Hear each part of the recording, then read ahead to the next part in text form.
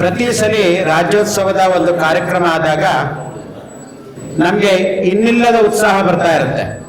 ಅದರಲ್ಲೂ ನವೆಂಬರ್ 1 ಅಂತ ಅಂದ್ರೆ ಇನ್ನೆಲ್ಲಿಲ್ಲದ ಉತ್ಸಾಹ. ಆ ಉತ್ಸಾಹ ದಿನೇ ದಿನೇ ದಿನೇ ದಿನೇ ಕಡಿಮೆ ಆಗ್ತಾ ಆಗ್ತಾ ಕನ್ನಡ ಒಂದು ಉಚ್ಚಾಯ ಸ್ಥಿತಿನಲ್ಲಿರುತ್ತೆ. ನವೆಂಬರ್ 1ರಲ್ಲಿ ಬರ್ತಾ ಬರ್ತಾ ಕಡಿಮೆ ಆಗ್ತಾ ಇರುತ್ತೆ. ಅದರಲ್ಲೂ ನೀವು ಬೆಂಗಳೂರಂತ ಮಹಾನಗರಕ್ಕೆ ಹೋದ್ರೆ ಕನ್ನಡದ ವಾತಾವರಣ ಕೆಲವು ಪ್ರದೇಶಗಳಿಗೆ ಮಾತ್ರ ಸೀಮಿತ ಆಗಿದೆ. ನೋಡಿ, ಎಲ್ಲಿ ನಮಗೆ ಕನ್ನಡ ಬೆಳಿಬೇಕಾಗಿತ್ತೋ ಅದು ಅಲ್ಲಿಲ್ಲ. ಕನ್ನಡವನ್ನು ನಾವೀಗ ಹುಡುಕ್ತಾ ಹೋದ್ರೆ ಗ್ರಾಮೀಣ ಪ್ರದೇಶದಲ್ಲಿ ಬಂದಿದೆ ಈಗ. ಅದರಲ್ಲೂ ನನಗೆ ಒಂದು ಬಹಳ ಸಂತೋಷದ ವಿಷಯ ಅಂದ್ರೆ, ನಾನು ಈ ಆನೇಕಲ್ ತಾಲೂಕಿಗೆ ಈ ಕಾಲೇಜಿಗೆ ಪ್ರಾಂಶುಪಾಲರಾಗಿ ಈ ಕಳೆದ ಮೇ ತಿಂಗಳಲ್ಲಿ ಬಂದಿರೋದು ಬಹಳ ಖುಷಿ ಆಯ್ತು. ಯಾಕೆಂದ್ರೆ ನಮ್ಮ ಈ ಆನೇಕಲ್ ಪ್ರದೇಶ ನಮ್ಗೆಲ್ಲ ಗೊತ್ತಿರೋ ಹಾಗೆ ತಮಿಳುನಾಡಿನ ಗಡಿನಲ್ಲಿದ್ದೀವಿ. ನಾವು ಕೆಲವೇ ಕಿಲೋಮೀಟರ್ಗಳ ದೂರದಲ್ಲಿ ನಾವು ತಮಿಳುನಾಡು ಭಾಗದಲ್ಲಿದ್ದೀವಿ. ಆದರೂ ಕೂಡ ಒಂದು ಕನ್ನಡಮಯವಾದ ವಾತಾವರಣ ಇಲ್ಲಿರೋದು ನೋಡಿ ನನಗೆ ಬಹಳ ಸಂತೋಷ ಆಯಿತು. ನಾನು ಮೂಲತಃ ಭೌತ ವಿಜ್ಞಾನದ ವಿದ್ಯಾರ್ಥಿ. ನಾನು MSc ಮಾಡಿರ್ಬೋದು ಬೆಂಗಳೂರು ಯೂನಿವರ್ಸಿಟಿನಲ್ಲಿ.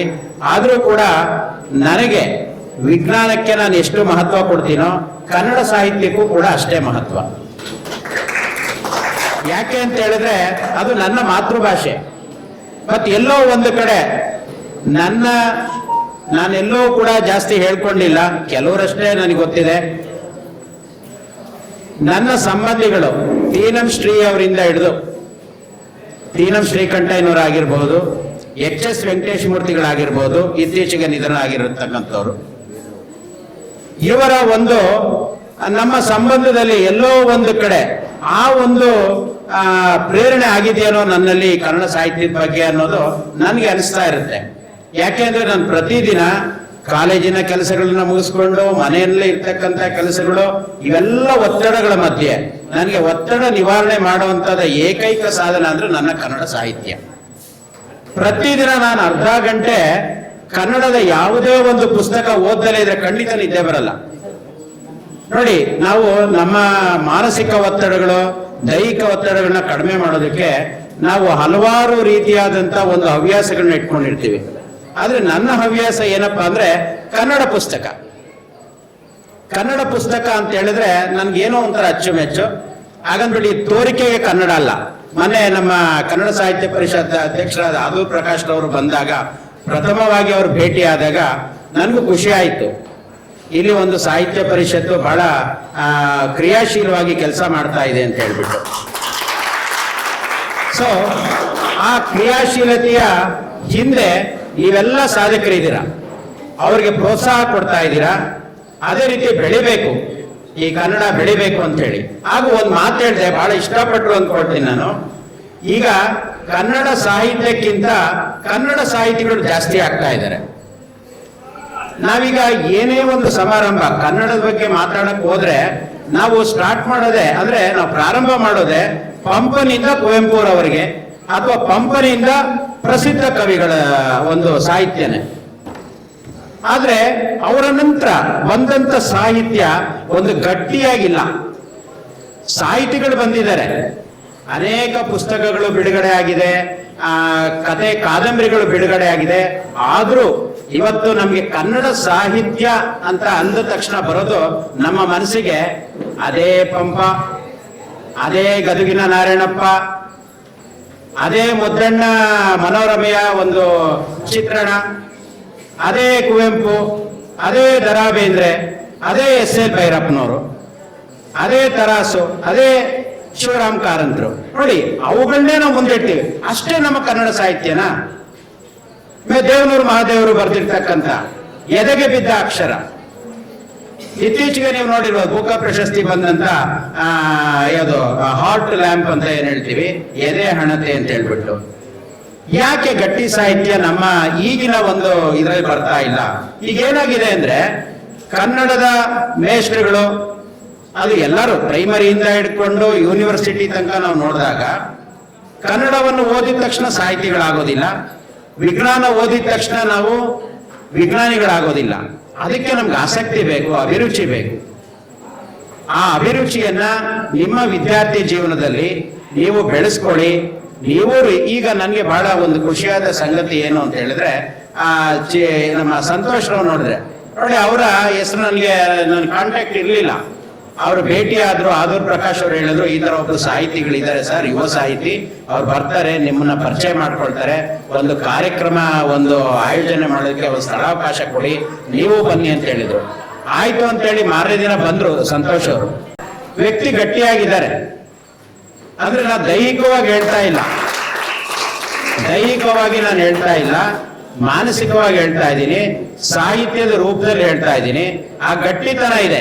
ಈಗ ಅವರ ಒಂದು ಈ ದೇವರ ಕುಣಿತ ಪುಸ್ತಕ ಈಗ ಸುಮ್ಮನೆ ಹಾಗೆ ಕಣ್ಣಾಡಿಸ್ತೇನೆ ನಾನು. ಇದು ಒಂದು ಪದ್ಯಗಳ ಗುಚ್ಛ, it is a collection of poems ಅಂತ ಹೇಳ್ತೀವಿ. ಅದರಲ್ಲಿ ದೇವರ ಕುಣಿತ ಅನ್ನೋದು ಯಾಕೆ ಇವರು ಇದಕ್ಕೆ ಈ ಒಂದು ಟೈಟ್ಲ್ ಕೊಟ್ರು ಅಂತ ನಾನು ನೋಡಿದಾಗ ಮಧ್ಯದಲ್ಲಿ ಬಂದಿದೆ ದೇವರ ಕುಣಿತ ಅಂತ. ನೋಡಿ, ದೇವರ ಕುಣಿತ ಇದ್ರ ಬಗ್ಗೆ ಒಂದು ಸ್ವಲ್ಪ ಮಾತಾಡ್ಬಿಟ್ಟು ನನ್ನ ಒಂದೆರಡು ಮಾತುಗಳನ್ನ ಮುಗಿಸ್ತೀನಿ. ಇವತ್ತು ಈ ದೇವರ ಕುಣಿತ ನಾವು ಒಂದು ಜಾತ್ರೆಗೆ ಹೋಗ್ಬೋದು, ಅಥವಾ ಒಂದು ದೇವಸ್ಥಾನದ ಒಂದು ಕಾರ್ಯಕ್ರಮಗಳಿಗೆ ಹೋಗ್ಬೋದು, ಅಲ್ಲಿಟ್ಟ ನಂದಿ ಧ್ವಜ ಇರ್ಬೋದು, ಅಥವಾ ಬೇರೆ ಬೇರೆ ರೀತಿ ಕುಣಿತಗಳನ್ನ ನಾವು ನೋಡಿದಾಗ ನಮ್ಮಲ್ಲಿ ಏನೋ ಒಂದು ಆವಾಹನೆ ಆಗುತ್ತೆ. ಮಾನಸಿಕವಾಗಿ ಆಗ್ಬೋದು, ದೈಹಿಕವಾಗಿ ಆಗ್ಬೋದು. ಉದ್ದೇಶ ಇಷ್ಟೇನೆ, ಆ ಒಂದು ಭಕ್ತಿ, ಒಂದು ಭಯ, ಇದನ್ನ ಮಾಡೋದಕ್ಕೆ ನಮ್ಮ ಪೂರ್ವಜರು ನಮ್ಮ ಪ್ರಾಚೀನ ಕಾಲದಿಂದ ಆಚರಿಸ್ಕೊಂಡು ಬಂದಂತ ಒಂದು ಆಚರಣೆ. ಹಾಗೂ ಈ ಕನ್ನಡದ ಬಗ್ಗೆ ಒಂದೆರಡು ಮಾತು ಹೇಳೋದಾದ್ರೆ, ಸುಮಾರು 15 ಶತಮಾನಗಳ ಹಿಂದೆನೆ ನಮ್ಗೆ ಹಾಸನ ಜಿಲ್ಲೆಯ ಬೇಲೂರು ತಾಲೂಕಿನ ಒಂದು ಹಲ್ಮಿಡಿ, ಅದು ಹೊನ್ಮಿಡಿ ಈ ರೀತಿಯಾಗಿ ಆಯಾ ಆಡು ಭಾಷೆನಲ್ಲಿ ರೂಪಾಂತರಗೊಂಡಿರ್ತಕ್ಕಂಥ ಒಂದು ಸ್ಥಳದಲ್ಲಿ ಒಂದು ಶಾಸನ ಸಿಕ್ತು. ಈ ಒಂದು ಸಂದರ್ಭದಲ್ಲಿ ನಾನು ಮೊನ್ನೆ ಕನ್ನಡ ಸಾಹಿತ್ಯ ಪರಿಷತ್ಗೆ ಭೇಟಿ ನೀಡಿದಾಗ ಆ ಪುಸ್ತಕ ನನಗೆ ಸಿಕ್ತು. ಇವತ್ತೆಲ್ಲ ನೋಡ್ತಾ ಇದ್ದೀರಾ, ಇದು ಹಲ್ಮಿಡಿ ಶಾಸನ. ನೋಡಿ, ಇದೇ ನಮ್ಗೆ ಪ್ರಥಮವಾಗಿ ಸಿಕ್ಕಿರ್ತಕ್ಕಂಥ ಒಂದು ಶಾಸನ, ಇನ್ಸ್ಕ್ರಿಪ್ಷನ್. ಈ ಶಾಸನದ ಮುಖಾಂತರ ನಮ್ಗೆ ಕನ್ನಡದ ಒಂದು ಪ್ರಾಚೀನತೆ, ಕನ್ನಡದ ಭಾಷೆ, ಕನ್ನಡದ ಲಿಪಿ, ಇವುಗಳ ಬಗ್ಗೆ ಒಂದು ಸಮಗ್ರವಾಗಿ ನಾವು ಅಧ್ಯಯನ ಮಾಡೋದಕ್ಕೆ ನಮ್ಗೆ ಒಂದು ಸಂದರ್ಭ ಈ ಹಲ್ಮಿಡಿ ಶಾಸನ. ಇವತ್ತು ಕೂಡ ನಮ್ಮ ಬೆಂಗಳೂರು ಪುರಾತತ್ವ ಇಲಾಖೆಯಲ್ಲಿ ಇದನ್ನ ಈ ಒಂದು ಶಾಸನ ಇಟ್ಟಿದ್ದಾರೆ. ಸಮಯ ಸಿಕ್ಕಿದ್ರೆ ಅದನ್ನು ನೋಡಿ ಧನ್ಯರಾಗಿ. ಯಾಕಂದ್ರೆ ಇವತ್ತು ಈ ಶಾಸನ ಸಿಗ್ದಲೇ ಇದ್ದಿದ್ರೆ ನಮ್ಗೆ ಅನೇಕ ಮಾಹಿತಿಗಳು, ಕನ್ನಡಕ್ಕೆ ಸಂಬಂಧಪಟ್ಟಿರ್ತಕ್ಕಂಥ ಅನೇಕ ಮಾಹಿತಿಗಳು ನಮ್ಗೆ ಗೊತ್ತಾಗ್ತಿರ್ಲಿಲ್ಲ. ಹೀಗೆ ಕನ್ನಡ ಸಾಹಿತ್ಯ ಪರಿಷತ್ನಲ್ಲಿ ಮತ್ತೊಮ್ಮೆ ಕನ್ನಡಿಸ್ತಾ ಇದ್ದಾಗ ನನಗೆ ಒಂದು ಉದ್ದೇಶ ಏನು ಅಂದ್ರೆ, ಅಲ್ಲಿ ಒಂದು ನಮ್ಮ ಒಂದು ಆಫೀಸಿನ ಮೀಟಿಂಗ್ ಹೋದಾಗ ಹತ್ರದಲ್ಲೇ ಇತ್ತು, ಅದ್ರ ಮುಂದೆ ಓಡಾಡ್ತಿರ್ತೀವಿ, ಯಾಕೆ ಒಮ್ಮೆ ಅಲ್ಲಿ ಭೇಟಿ ನೀಡಬಾರ್ದು ಅಂತ ಹೋಗಿ ನೋಡಿದಾಗ ಪುಸ್ತಕಗಳು ನೋಡಿದೆ. ಹಾಗೆ ಕನ್ನಡಿಸಿದಾಗ ಒಂದು ವ್ಯಥೆ ಕೂಡ ಆಯ್ತು. ಇದನ್ನ ತಾವು ನಮ್ಮ ಆನೇಕಲ್ ಸಾಹಿತ್ಯ ಪರಿಷತ್ ಅಧ್ಯಕ್ಷರು ಗಮನಕ್ಕೆ ತಂದ್ರೆ ಒಳ್ಳೇದು. ನಾವ್ ಏನೋ ಅಂದ್ಕೊಂಡು ಹೋಗಿರ್ತೀವಿ, ಅಲ್ಲಿ ಯಾವ್ಯಾವ್ದೋ ಪುಸ್ತಕಗಳಿದೆ. ನಾವು ನಮ್ಮ ವಿದ್ಯಾರ್ಥಿ ಜೀವನದಿಂದ ನಾವು ಒಂದು ಕಾಲೇಜು ಹಂತದ ತನಕ ಬರುವಂತ ಒಂದು ವಾತಾವರಣದಲ್ಲಿ ಅನೇಕ ಮಹನೀಯರುಗಳ ಬಗ್ಗೆ ನಮ್ಮ ಕನ್ನಡ ಪುಸ್ತಕದಲ್ಲಿ ಓದಿರ್ತೀವಿ. ಆದ್ರೆ ಅವುಗಳ ಪುಸ್ತಕಗಳು, ಅವರು ಬರೆದಂತ ಪ್ರಸಿದ್ಧ ಕೃತಿಗಳು ನಮ್ಗೆ ಸಿಗಬಹುದೇನೋ ಒಂದು ಆಶೆಯಿಂದ ನಾನು ಹೋಗಿ ನೋಡಿದಾಗ ನಿರಾಶೆ ಆಯ್ತು ಕನ್ನಡ ಸಾಹಿತ್ಯ ಪರಿಷತ್ನಲ್ಲಿ. ನೋಡಿ, ಅವತ್ತು ಸರ್ ಎಂ ವಿಶ್ವೇಶ್ವರಯ್ಯನವರು, ನಾಲ್ವಡಿ ಕೃಷ್ಣರಾಜೇಂದ್ರ ಒಡೆಯರ್ನವರು ಒಂದು ದೂರದೃಷ್ಟಿ ಇಟ್ಟು ಕನ್ನಡ ಭಾಷೆ ಬೆಳಿಬೇಕು ಅನ್ನೋ ದೂರದೃಷ್ಟಿ ಇಟ್ಬಿಟ್ಟು ಕಟ್ಟಿದಂತ ಸಂಸ್ಥೆನಲ್ಲಿ ಕೆಲವೇ ಬುಕ್ಗಳು ಸಿಕ್ತು. ಅದರಲ್ಲಿ ನನ್ನ ಮನಸ್ಸಿಗೆ ಬಹಳ ಇಷ್ಟವಾದಂತ ಒಂದು ಕೃತಿ, ನಾನು ಹೆಸರು ಕೇಳಿದೆ, ಗಳಗನಾಥರು. ಇವತ್ತು ಆ ಗಳಗನಾಥರು ಬಗ್ಗೆ ಕೆಲವರಿಗೆ ಮಾಹಿತಿನೇ ಇಲ್ಲ ಹೇಳ್ಬೇಕು ಅಂದ್ರೆ. ನಾನು ಇದೇನು ಈ ರೀತಿಯಾದಂತ ಒಂದು ಹೆಸರಿದೆ, ಗಳಗನಾಥರು ಅಂದ್ರೆ ಯಾರು ಅಂತ ಹಾಗೆ ನೋಡಿದಾಗ ವೆಂಕಟೇಶ ಕುಲಕರ್ಣಿ ಗಳಗನಾಥ ಅಂತ ಅವ್ರ ಪೂರ್ಣವಾದ ಹೆಸರು. ಅವರು ಬರ್ದಂತ ನೋಡಿ 19ನೇ ಶತಮಾನ ಅಂದ್ರೆ 1870ನೇ ಇಸ್ವಿನಲ್ಲಿ ಅವರು ಹುಬ್ಳಿ ಧಾರವಾಡ ಪ್ರದೇಶದಲ್ಲಿ ಇದ್ದಂಥವ್ರು. ಆಗಿನ ಸಂದರ್ಭದಲ್ಲಿ ಹೇಗಿತ್ತು ಕನ್ನಡ ಭಾಷೆ, ಮತ್ತೆ ಅವ್ರು ಏನೆಲ್ಲ ಕಷ್ಟಪಟ್ರು, ಆಮೇಲೆ ಒಂದು ಕೃತಿನ ಹೊರಗಡೆ ತರಬೇಕಾದ್ರೆ ಎಷ್ಟೆಲ್ಲ ಕಷ್ಟ. ಇವತ್ತು ಬೆಳಗ್ಗೆ ಒಂದು ಕೃತಿ ನೀವು ಬರೆದ್ರೆ ಅಂದ್ರೆ ಸಾಯಂಕಾಲ ನಿಮ್ಗೆ ಪುಸ್ತಕ ರೂಪದಲ್ಲಿ ಬರುವಂತ ವ್ಯವಸ್ಥೆ ಇದೆ. ಆದ್ರೆ ಹಿಂದಿನ ಕಾಲದಲ್ಲಿ ಆಗಿರ್ಲಿಲ್ಲ. ಪಂಪ ಬರ್ದಾಗ, ರನ್ನ ಬರ್ದಾಗ, ಜನ್ನ ಬರ್ದಾಗ, ಮುದ್ದಣ್ಣ ಬರ್ದಾಗ ಇವರೆಲ್ಲ ಬರ್ದಂಥದ್ದು ತಾಳೆಗರಿಯ ಒಂದು ಹಸ್ತಪ್ರತಿನಲ್ಲಿ. ಅದನ್ನ ಜತನವಾಗಿ ಕಾಪಾಡ್ಕೊಂಡು ಬಂದಿದ್ದಾರೆ. ನಮ್ಮ ಇದರಿಂದ ನಮ್ಗೆ ಅವರ ಬಗ್ಗೆ ಮಾಹಿತಿ ಸಿಕ್ತು. ಇಷ್ಟೇ ಇಲ್ಲ, ನಮ್ಗೆ ಮಹಿಳಾ ಲೇಖಕಿಯರು ಕೂಡ ನಾವು ಉದಾಹರಣೆ ಸಂಜೆ ಹೊನ್ನಮ್ಮ ಆಗಿರ್ಬೋದು, ಅತ್ತಿಮಬ್ಬೆ, ಇವರೆಲ್ಲ ಕೆಲವರು ಕೂಡ ಅವರು ತಮ್ಮದೇ ಆದಂತ ಕಾಣಿಕೆ ನೀಡಿದ್ದಾರೆ. ಆದ್ರೆ ಒಂದು ವ್ಯತೆ ಅಂದ್ರೆ ಅವರ ಹೆಸರುಗಳಷ್ಟೇ ಪ್ರಚಲಿತವಾಗಿರುವ ಇನ್ನಷ್ಟು ಹೆಸರುಗಳು ಈ ದಿನಗಳಲ್ಲಿ ಬರಬೇಕಾಗಿದೆ. ನಾವು ಕುವೆಂಪುರವ್ರು ಹೇಳ್ತಾರೆ, ಕೆ ವಿ ಪುಟ್ಟಪ್ಪನವ್ರು. ಇವತ್ತು ಕೆ ವಿ ಪುಟ್ಟಪ್ಪನವ್ರು ಅಂದ್ರೆ ಗೊತ್ತಾಗೋದಿಲ್ಲ, ಕುವೆಂಪುನೇ ಹೇಳ್ಬೇಕು. ಎಲ್ಲಾದರೂ ಇರು, ಎಂತಾದರೂ ಇರು, ಎಂದೆಂದಿಗೂ ನೀ ಕನ್ನಡವಾಗಿರು. ನಮ್ಮ ಜಾತಿ ಯಾವ್ದಾದ್ರೆ ಕನ್ನಡ ಜಾತಿ. ನಾವು ಯಾವ ಜನ ಅಂದ್ರೆ ಕನ್ನಡ ಜನ. ಇದು ನಮ್ಮ ಕನ್ನಡಿಗರ ಮನಸ್ಸಿನಲ್ಲಿ ಬರುವ ತನಕ ಕನ್ನಡದ ಉದ್ಧಾರ ಸ್ವಲ್ಪ ಕಷ್ಟನೇ. ನಾನು ಹೇಳಿದ್ನಲ್ಲ, ನಗರ ಪ್ರದೇಶಗಳಲ್ಲಿ ಕನ್ನಡತನ ಹೋಗ್ತಾ ಇದೆ. ಇವತ್ತು ಕನ್ನಡದಲ್ಲಿ ಮಾತಾಡಿದ್ರೆ ಹಿಂಜರಿಕೆ, ನಮ್ಮನ್ನ ಡಿಗ್ರೇಡ್ ಅಂದ್ರೆ ನಮ್ಮನ್ನ ಕೆಳಮಟ್ಟದಲ್ಲಿ ನೋಡುವಂತ ವಾತಾವರಣ ಸೃಷ್ಟಿಯಾಗಿದೆ.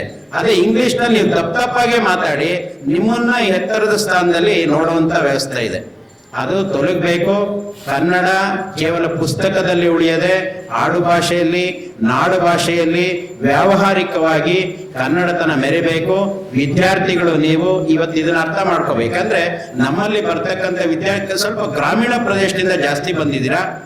ನೀವು ಮುಂದಿನ ನಿಮ್ಮ ಜೀವನದಲ್ಲಿ ಓದ್ತಾ ನಗರ ಪ್ರದೇಶಕ್ಕೆ ಹೋದಾಗ ಕನ್ನಡವನ್ನು ಬಿಡಬೇಡಿ, ಕನ್ನಡವನ್ನು ಕಾಪಾಡಿ. ಕನ್ನಡದ ಬಗ್ಗೆ ನಿಮ್ಗೇನು ಮನಸ್ಸಲ್ಲಿದೆ ಅದನ್ನ ಬರೀರಿ.